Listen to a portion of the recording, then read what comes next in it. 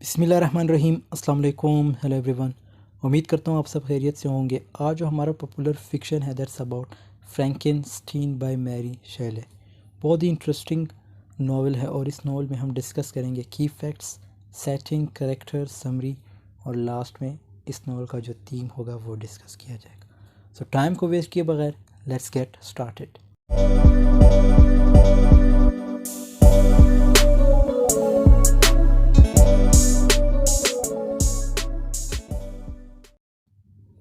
Mary Shelley, जिसकी date of birth 13 अगस्त 1797 UK में हुई थी और डेथ इसकी 1 फरवरी 1851 यूके में हुई।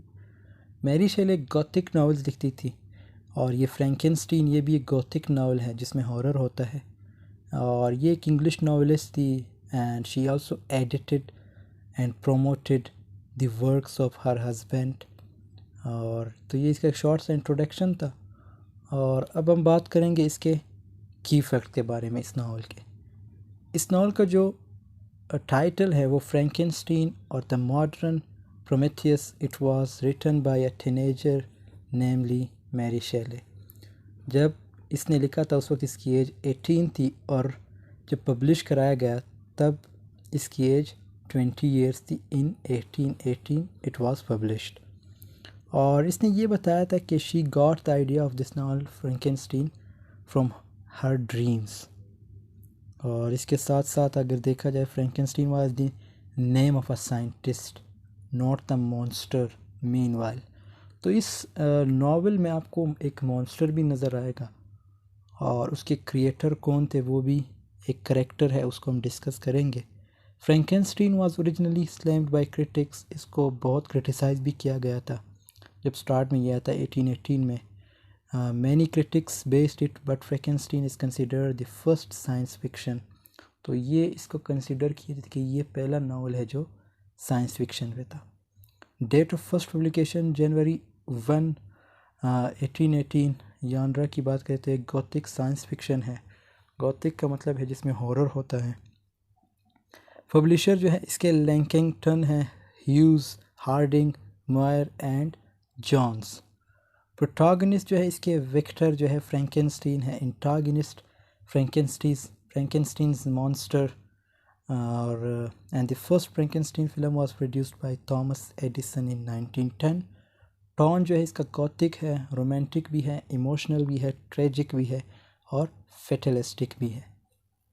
इसकी अगर सेटिंग की बात करें तो टाइम के हवाले से इसकी सेटिंग जो 18th सेंचुरी में हुई है।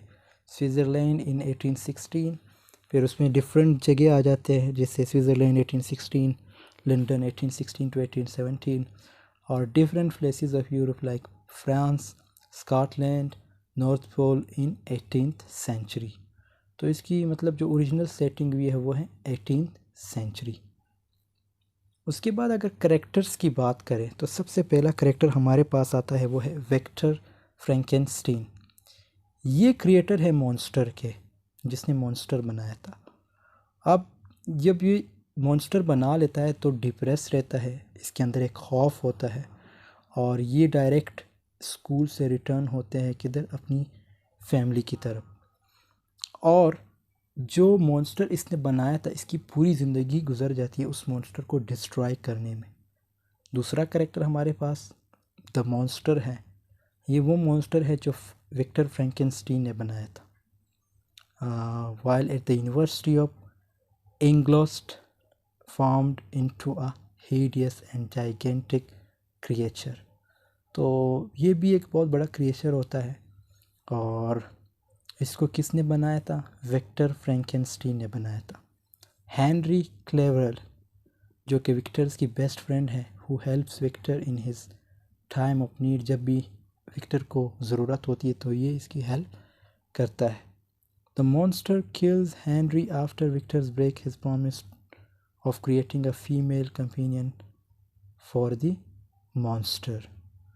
तो इसकी डेथ कैसे होती है?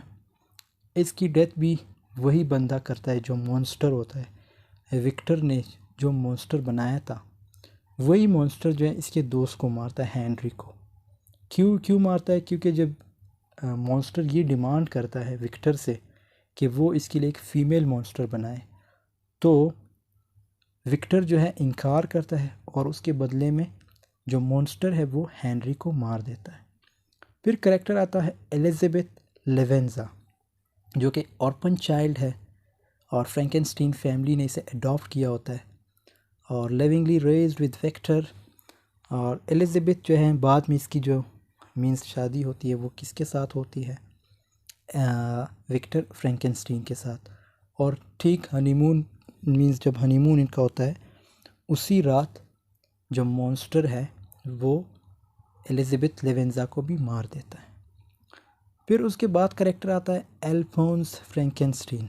ये विक्टर के फादर है, विक्टर फ्रैंकेनस्टीन के फादर है और ये सफ़र करते एक इलनेस से जो probably brought on from his advanced age and depression from the events that have happened. अब मतलब इसकी डेथ भी ऐसे होती है या जो जब इसके भाई को भी मार देता है मॉन्स्टर और इसके दोस्त को जैसे हेनरी क्लेवेल को, तो उनकी वजह से भी ये डिप्रेस रहते हैं और लास्ट में फिर इसकी भी डेथ हो जाती है। और उसके बाद करेक्टर आता है वो है कैरोलिन बियोफोर्ट फ्रैंकेनस्टीन। ये विक्टर्स की मदर है। कैरोलिन जो है ये भी इसकी भी डेथ हो जाती है फीवर की वजह से जब विक्टर जस्ट 17 ईयर्स के थे। इसके बाद करेक्टर है विलियम फ्रैंकेनस्टीन, जो कि विक्टर फ्रैंकेनस्टीन के यंगेस्ट ब्रदर है और इसको भी जो है जो मॉन्स्टर जो विक्टर ने जो मॉन्स्टर बनाया था वो जो है जो मॉन्स्टर है वो विलियम को मार देता है। Symbolically William's murder is the turning point of the novel. Justine Moritz ये जो है एक हाउस कीपर होता है for the Frankenstein family, accused of William's murder. अब जब विलियम फ्रैंकेनस्टीन की डेथ होती है तो इल्ज़ाम जो है किस पे लगता है, जस्टिन मॉर्ट्स पे। ये एक फ़ीमेल है और जब इस पे इल्ज़ाम मीन्स लगता है तो ये डिपेंड नहीं कर पाती और जो इल्ज़ाम है वो अपने सर ले लेती है। लेकिन वेक्टर को सब कुछ पता होता है कि इसके भाई को किसने मारा था, उसके बावजूद जस्टिन जो है कोई क्लैरिफिकेशन नहीं देती और इसकी भी डेथ हो जाती है। फिर उसके बाद हमारे पास करेक्टर आता है वो है the de Lacey family. M de Lacey family में जिसमें फेलिक्स, एगाथा एंड सफ़िया जो है वो आती है। ये जो है मॉन्स्टर्स की एडॉप्टेड फैमिली है। जो मॉन्स्टर जो विक्टर ने जो मॉन्स्टर बनाया था ये उसकी एडॉप्टेड फैमिली है, exiled from France for treason against their government. तो ये फ्रांस से आए होते हैं, जिधर मॉन्स्टर रेयर होता है वहाँ पे ये लोग आबाद होते हैं। फिर वह हमारे पास करेक्टर आता है वो है रॉबर्ट वॉल्टन। ये एक an architect explorer on his way to find a north west passage through the architect ocean from Russian to the Pacific Ocean. Robert finds Victor Frankenstein near death, listens to his late and records it in letters to his sister Margaret Seville। तो ये character ऐसे समझो एक explorer है और इसकी एक sister होती है जिसका नाम होता है मार्गरेट सेवेलिया, जो कि जो रॉबर्ट होता है वो कोई भी इंसिडेंट होता है तो उसको लेटर लिखता है अपनी बहन को उस इंसिडेंट के बारे में, उस इंसिडेंट्स को उस लेटर में डिस्कस करता है। तो मार्गरेट जो है रॉबर्ट की सिस्टर है और Robert writes to her detailing the events that transpire on the याज एंड विक्टर स्टोरी। तो वही बात, सफ़र में जो भी वाक़या होता है तो वो उसकी स्टोरी लिखता है और मार्गरेट को भेजता है एक लेटर की फॉर्म में। फिर इसके बाद ये माइनर करेक्टर्स कुछ आ जाते हैं जिसमें फेलिक्स कौन है, ये डी जो एम डी लासे ये उसके बेटे हैं और ब्रदर है किसके, एगाथा के ब्रदर हैं। और फिर इसकी जो है शादी किसके साथ होती है, सफ़िया के साथ। और उसके बाद हमारे पास करेक्टर आता है वो है एगाथा ये भी एम डी लासे की डॉटर है और ये एक काइंड जेंटल गर्ल है और devoted to her family. Character उसके बाद आता है दैट्स सफ़िया ये एक यंग तुर्किश है, अरबियन है और इसकी शादी जो है किसके साथ होती है, फेलिक्स के साथ। फिर उसके बाद हमारे पास जो करेक्टर आता है वो है एम वॉल्डमैन। एम वॉल्डमैन जो है विक्टर्स के केमिस्ट्री प्रोफेसर होते हैं यूनिवर्सिटी में, जो विक्टर फ्रैंकेनस्टीन है उसके प्रोफेसर होते हैं। फिर करेक्टर आता है एम क्रेम्प है, जो कि विक्टर्स के ये भी प्रोफेसर होते हैं, नेचुरल प्रोफेसर होते हैं। और short squat consistent man Krempe calls Victor studies nonsense, मतलब जो विक्टर की स्टडी है ये जो है उसको नॉनसेंस कह के पुकारता है। और उसके बाद करेक्टर आता है मिस्टर कैरवेन, जो कि एक आयरिश मैजिस्ट्रेट है। सो दोस्तों ये करेक्टर्स थे। आई होप करेक्टर्स की समझ आई होगी। अब बढ़ते हैं हम समरी की तरफ। तो दोस्तों जब आप ये नावल पढ़ोगे, इस नावल की शुरुआत में बताया गया है इस नावल के राइटर मैरी शेले वो 1816 में अपने हस्बैंड पीबी शेले भी एक पोइट राइटर है, और लॉर्ड बैरन के साथ स्विट्ज़रलैंड के एक शहर जेनेवा में थी। तो एक शाम बारिश हो रही थी, तो इन राइटर्स में लग गई शर्त कि सबसे अच्छी गोस्ट स्टोरी मीन्स एक हॉरर स्टोरी वो कौन लिख सकेगा या कौन लिख पाएगा। तब जाके मैरी शेले ने फ्रैंकेनस्टीन को लिखा और यूँ ये दुनिया की फेमस नावल बन गई। सो ये नावल का आइडिया किस तरह आया था और कैसे लिखा गया था, मतलब मैरी शेले ने कैसे लिखा था इसको। एक राइटर्स के दरमियान एक शर्त लगी थी, तो मैरी शेले ने वो शर्त जीत ली और यूँ ये लिख दिया था। उसके बाद ये कहानी स्टार्ट होती है 4 लेटर्स से, और रॉबर्ट वाल्टन जो कि एक ख़त लिखता है अपनी बहन मार्गरेट सेवेलिया के लिए। पहला ख़त उसने लिखा दिसंबर 11 को रशिया से। रॉबर्ट वाल्टन जो है नॉर्थ की तरफ जा रहा है एक जर्नी पर, और उसका ये मानना है कि नॉर्थ पोल जैसी खूबसूरती दुनिया में कहीं नहीं है, और उसके 2 मकसद है वहाँ जाने की। नंबर 1 वहाँ के ममालिक देखना चाहता है, नंबर 2 नॉर्थ पोल में ये मैग्नेटिज़म कहाँ से आया। पहले ख़त में अपनी बहन से बोलता है कि कभी मैंने फेमस पोइट बनने की कोशिश की थी लेकिन बन नहीं सका, और जो बचपन का ख्वाब था नॉर्थ पोल की जानिब वो दिल में ही रह गया था। लेकिन मैं चाहता हूँ ज़िंदगी में अच्छा पैसा कमा सकता था, मतलब मैं चाहता था कि मैं ज़िंदगी में अच्छा पैसा कमा सकता था, आराम की ज़िंदगी जी सकता था, लेकिन मैंने ऐसा नहीं किया क्योंकि मेरी ज़िंदगी का एक मकसद है जिसे मैंने पूरा करना है। और यू वॉल्टन ने एक शिप किराए पर लिया कुछ लोगों के साथ मिलकर और रशिया की तरफ रवा दवा हुआ। अब जब रशिया की तरफ रवाना हो जाता है तो ये सोच कर के क्या और कभी लौट कर आएगा भी या नहीं, मीन्स इसकी ये थिंकिंग कि कभी वो लौट कर आएगा भी या नहीं। तो ये पहले लेटर की स्टोरी थी जो ये अपनी बहन के लिए लिखता है, मार्गरेट सेविलिया के लिए लिखता है। दूसरे लेटर में क्या होता है, दूसरा लेटर मार्च 28 को लिखता है और रशिया से, और कहता है कि मैं बहुत अकेला सा हो गया हूँ और मेरे जो पेरेंट्स ने मेरी परवरिश बड़ी सेंसिटिव वे से की थी कि समंदर की जो ब्रुटलिटी है वो मुझसे बर्दाश्त नहीं हो रही।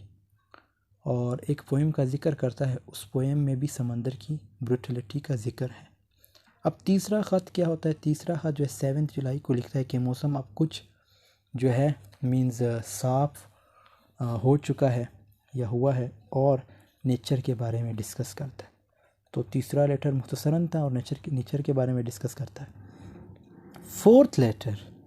फोर्थ लेटर में लिखता है कि हमारे ग्रुप ने एक मॉन्स्टर को देखा जो भाग रहा था, उसके पैरों के निशान देखे, और अगली सुबह एक आम आदमी को भी देखा। देखने में वो यूरोपियन ही लग रहा था, बुरी हालत में बर्फ़ में पड़ा था। हमारा शिप उस आदमी के करीब पहुंचा और उसे रेस्क्यू किया और उसको होश नहीं आया, फिर वो ठीक हो गया। जैसे जैसे उस आदमी का जिस्म रिकवर हो रहा था, मैं उसके करीब जाता रहा, वो मेरा भाई जैसा हो गया। उसने मुझसे पूछा कि मैं यहाँ कैसे आया, और मैं बोला कि दुनिया देखनी थी, इन्फॉर्मेशन लेनी थी, दुनिया के नॉलेज इकट्ठी करने का शौक़ है मुझे। अब जो मेरी ये बात उसे अच्छी नहीं लगी, मतलब जो ये बात इसने कही थी तो वो उस बंदे को अच्छी नहीं लगी और वो बोला इस नॉलेज की तलाश में मैंने बहुत कुछ खो दिया है। ये बात सुनते ही मेरा इंटरेस्ट बढ़ गया था, मैंने उसकी स्टोरी सुनना चाहिए। बोला ज़रूर बताऊंगा, और बोला हो सकता है मेरी स्टोरी तुम्हारी नॉलेज की प्यास को भी बुझा सके, तुम छोड़ दो ये नॉलेज का पीछा। और मैं बोला हो ही नहीं सकता ऐसा, और बोला मार्गरेट जब भी वो स्टोरी सुनाएगा मैं उसे एक बुक में चैप्टर्स की तरह लिखूंगा। मीन्स अपनी सिस्टर को ये कह रहा है कि जब भी वो आदमी मुझे वो स्टोरी सुनाएगा तो मैं उसे एक बुक में चैप्टर्स की तरह लिखूंगा। तो क्या होता है, अब जो आदमी रॉबर्ट वाल्टन को मिला था उसका नाम है, जो इस स्टोरी के प्रोटोगनिस्ट है, नेमली विक्टर फ्रैंकेनस्टीन, जो कि प्रोटोगनिस्ट है इस स्टोरी के। और फ्रैंकेनस्टीन अपनी कहानी सुना रहा था और ये शुरुआत में कहता है अपने पेरेंट्स की शादी से। मीन्स जो स्टोरी की जो शुरुआत है वो अपने पेरेंट्स की शादी से करता है और कहता है जब पैदा हुआ, जब मैं 5 साल का था, तब मेरी माँ ने एक ब्यूटीफुल लड़की एलिज़ाबेथ लेवेंजा जो ऑर्फन थी उसको गोद लिया था।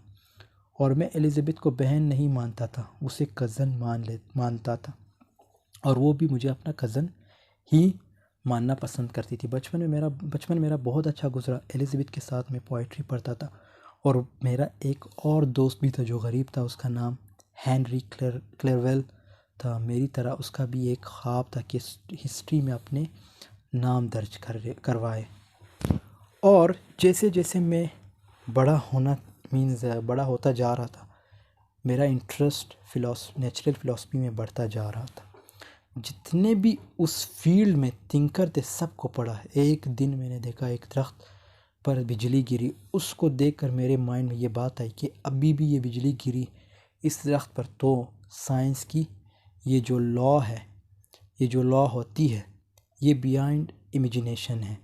साइंस बहुत कुछ हो सकता है जो इंसान सोच नहीं सकता।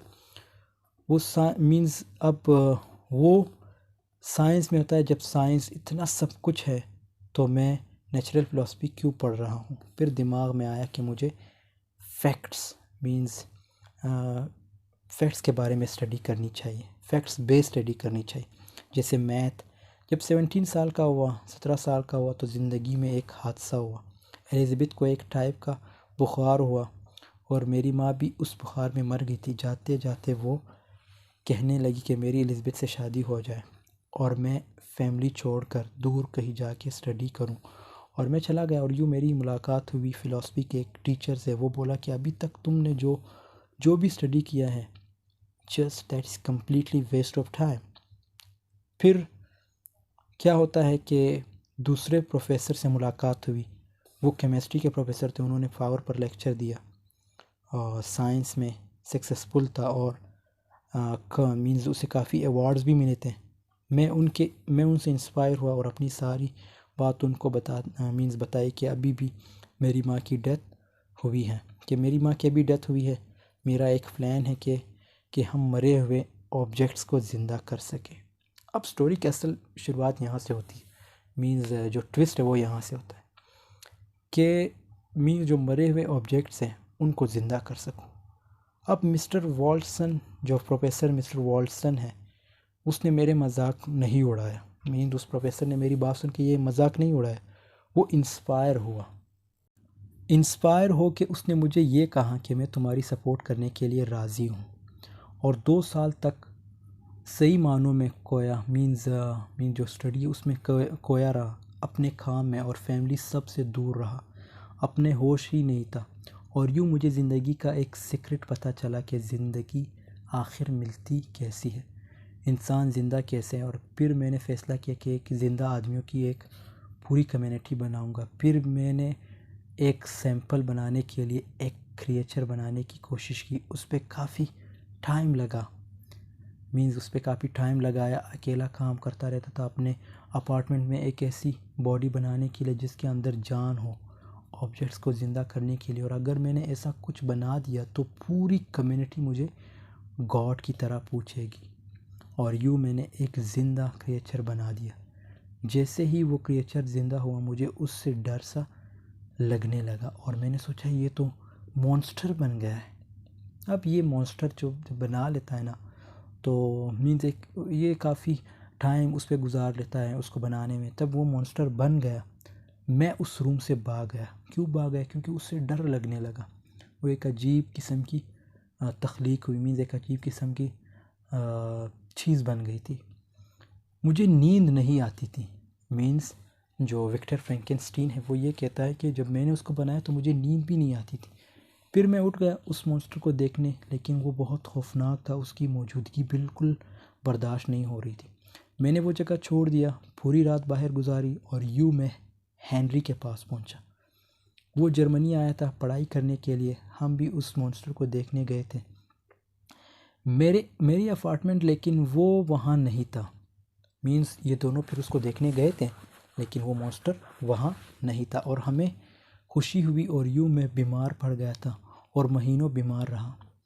और हेनरी उस वक्त मेरी हेल्प की, मीन्स हेनरी ने मेरी हेल्प की। फिर ठीक हुआ। हेनरी ने बताया कि अपनी फैमिली को एक लेटर तो लिख सकते हो, और मुझे एलिज़ाबेथ का लिखा हुआ एक लेटर दिया और ये लेटर पढ़ा और हेनरी को प्रोफेसर से मिलाया। और फिर मैंने फ़ैसला किया कि कुछ टाइम के लिए जो नेचुरल फ़िलासफ़ी है उसको छोड़कर मीन्स मिडल ईस्ट की लैंग्वेज सीखूँगा।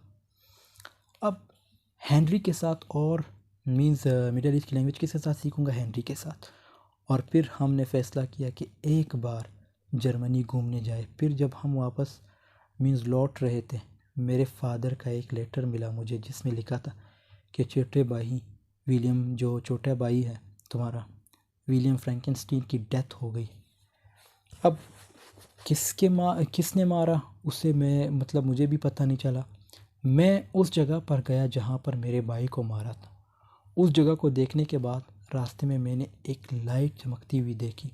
वहीं पर मैंने एक अजीब सी बॉडी की शेप देखी, देखने में कोई मॉन्स्टर जैसा लग रहा था। और मुझे लगा कि ये वही मॉन्स्टर है जिसको मैंने बनाया था।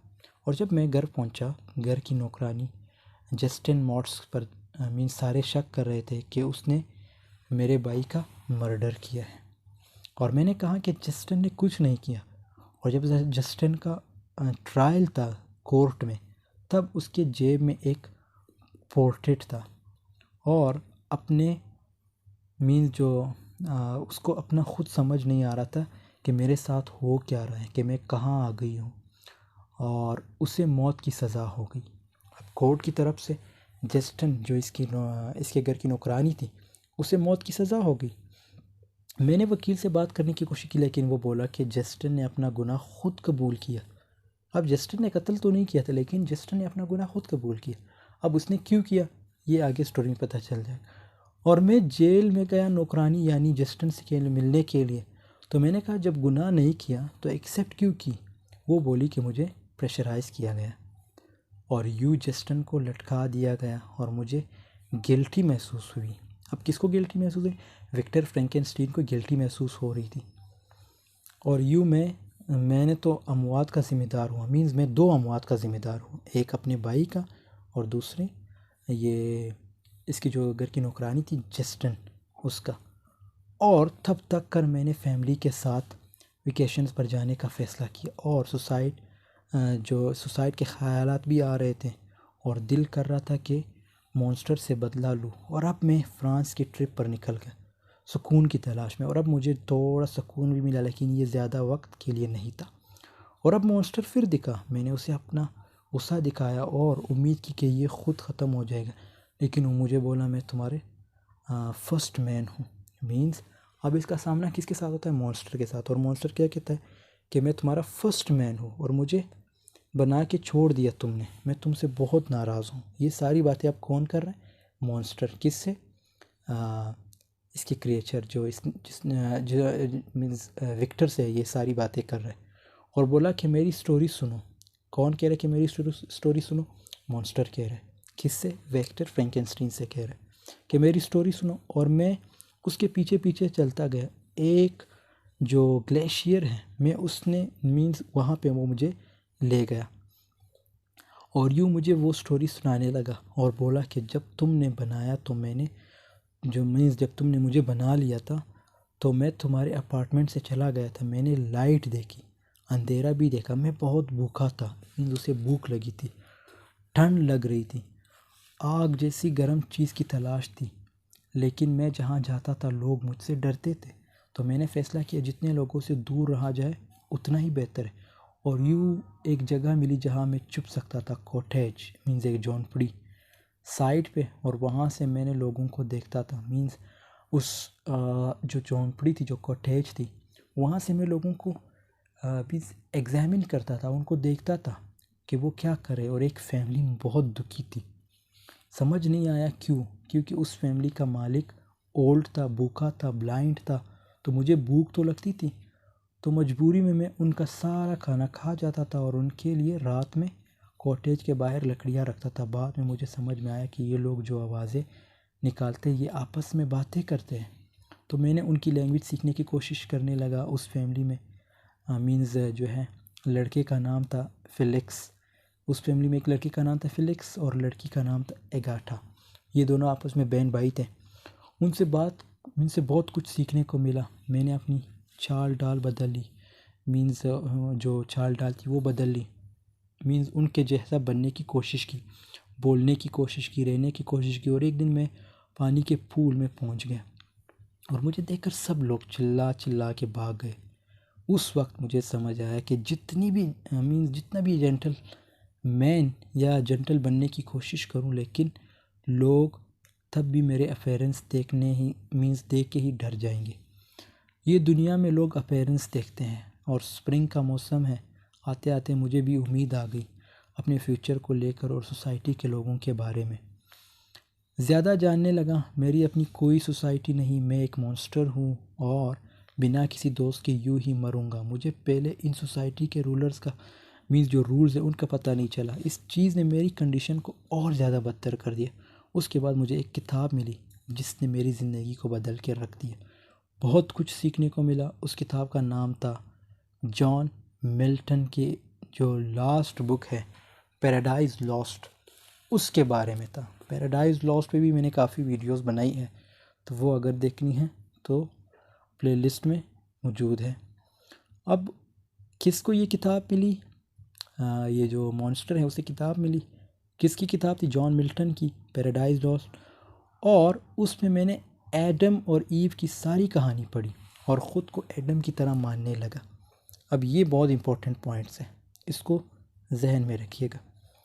जब इसने वो किताब पढ़ी, किताब में किसकी स्टोरी पढ़ी? एडम और ईव की सारी कहानी पढ़ी और ख़ुद को एडम की तरह मानने लगा, जैसे उसके बनाने वाले ने छोड़ दिया। लेकिन लोगों को पता नहीं क्यों मुझ में सैटिन दिखता है, क्योंकि एडम को बनाने वाला उससे प्यार तो करता था, लेकिन मेरा क्रिएटर तो मुझसे डर के भाग गया था। किसकी बात कर रही है ये? एक्चुअली ये स्टोरी वो जो है विक्टर को सुना रहा है, विक्टर फ्रैंकेनस्टीन को सुना रहा है। तो उसे ये बता रहा है कि मेरा क्रिएटर तो मुझसे भाग गया था, मुझे प्यार भी नहीं करता, और जब तुम्हारे अपार्टमेंट से भागा था तो तुम्हारे कुछ जर्नल्स लेके भागा था, मीन्स तुम्हारे जो कुछ रिसाले थे वो लेके भागा था। लेकिन मुझे तुम पर बड़ा गुस्सा आया क्योंकि तुमने तो मुझे इतना बदसूरत बनाया। आप मीन्स ये फ्रैंकेनस्टीन को ये कह रहा है, विक्टर फ्रैंकेनस्टीन के, तुमने तो मुझे इतना बदसूरत बनाया। ये चीज़ मुझसे मीन्स तब रियलाइज़ हुई, ये चीज़ें मुझे तब रियलाइज़ हुई जब मैं उस फैमिली के पास गया। वो जो फैमिली थी, जो कॉटेज में ये रह के एक फैमिली को नोटिस करता था, कह रहा था कि जब मैं उस फैमिली के पास गया और मुझे देखकर वो लड़की बेहोश हो गई। और वो लड़की कौन थी? एगाथा। एगाथा जो है वो बेहोश हो गई थी।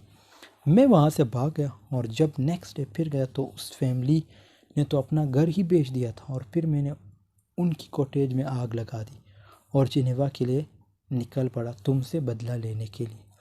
लेकिन वहाँ भी एक छोटा सा बच्चा, वो भी मुझसे डर गया। फिर मैंने एक खाली खेत में रात गुजारी। वहाँ मुझे एक खूबसूरत सी लड़की दिखी जिसकी खूबसूरती देखकर मेरा गुस्सा और बढ़ गया, और उस वजह से तुम्हारे भाई भी मर गया मुझसे।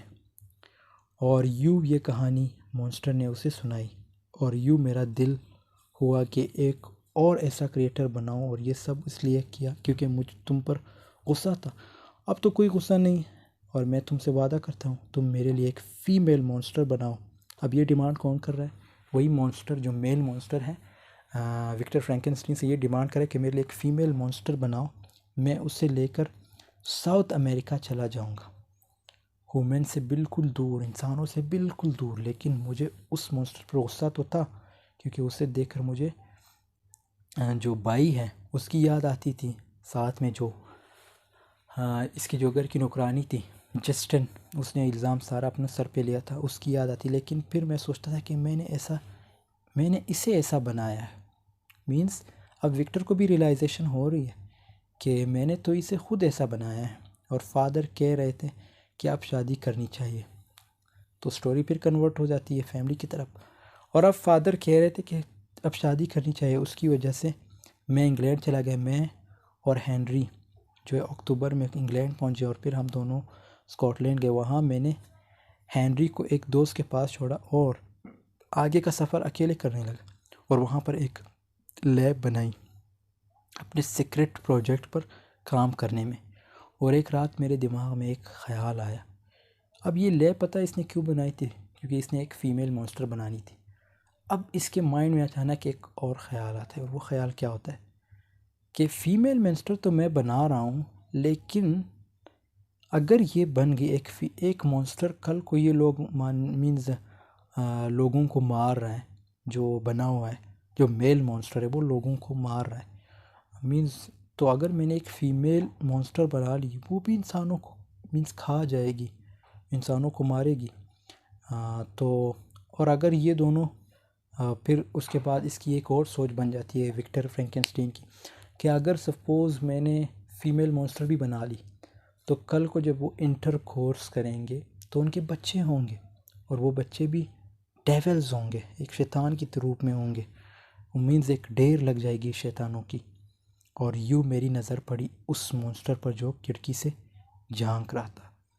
अब ये जब सब कुछ कर रहा था एक लैब के अंदर, ये विक्टर फ्रैंकेनस्टीन, तो वहाँ पे खिड़की पे कौन था जो ऑलरेडी मॉन्स्टर बना हुआ था, मेल मॉन्स्टर, वो देख रहा था इसको। तो जब वो इसे देख रहा था और यूँ वो मॉन्स्टर मुस्कुरा रहा था, और यूँ ये सीन देखकर मैं डर गया और फीमेल मॉन्स्टर जितना बना था ख़त्म कर दिया। मुझे नहीं पता था वो मॉन्स्टर मेरा क्या हशर करेगा। फिर उसने धमकी दी, आज से तू मेरा दुश्मन है। अब जब उसने थोड़ा बहुत फीमेल मॉन्स्टर बनाया था, जब उसको डिस्ट्रॉय किया, तो ऑब्वियसली वो मेल मॉन्स्टर जो एक खिड़की से देख रहा था, तो उसके माइंड में आया कि मतलब उसके माइंड में नहीं, उसने डायरेक्ट उसे धमकी दी कि आज के बाद तू मेरा दुश्मन। अब जब ये बातें उसने कही कि तुम आज के बाद मेरे दुश्मन होंगे और तेरी जो शादी वाली रात होगी, अब ये बात कौन कर रहा है? जो मेल मॉन्स्टर है वो विक्टर फ्रैंकेनस्टीन से ये कह रहा है कि तेरी शादी वाली रात वही पे आऊँगा। अब मुझे हेनरी का एक लेटर मिला कि ट्रेवलिंग पर चले, और मैंने सब सामान समंदर में फेंक दिया, और सुकून मिला कि ये सामान अब किसी के हाथ नहीं लगेगा। लेकिन तब ये एक बहुत बुरी चीज़ हो गई। वो क्या हो गई? एक मर्डर हो गया और लोगों ने मुझे घेर लिया। किसका मर्डर हो गया था मुझे समझ नहीं आ रहा था किसका। जो है मीन्स मजिस्ट्रेट लोकल के ऑफिस जाके पता लगाया कि जो मर्डर है उसकी डेड बॉडी मीन्स उधर पड़ी है, किनारे पर पड़ी है, और उसके गर्दन पर काले निशान मिले, और विटनेस के मुताबिक वो बोट मेरी जैसी लग रही थी। और जब डेड बॉडी देखा वो हेनरी की थी। मीन्स वो डेड बॉडी इसके दोस्त हेनरी की थी। और यूँ मुझे जो जेल में डाला गया, जो और कोर्ट में कोई सबूत नहीं थे। सो मीन्स जब इसे जेल में डाला गया था तो कोर्ट जाके इस पर कोई जो प्रूफ थे वो नहीं मिले, और ये सबूत वगैरह नहीं मिले थे। And I was quite means, और मैं वहाँ पे खामोश रहा, और फिर मुझे जो है रिलीज़ किया गया, मुझे छोड़ दिया कर। मुझे फ़िक्र थी वही मीन्स अपनी फैमिली की, और यूँ मैंने जेनेवा के लिए निकल गया और फादर को सब कुछ बता दिया, और यूँ एलिज़ाबेथ के लिए लेटर लिखा कि अब शादी करनी है, और यूँ दोनों की शादी हो गई।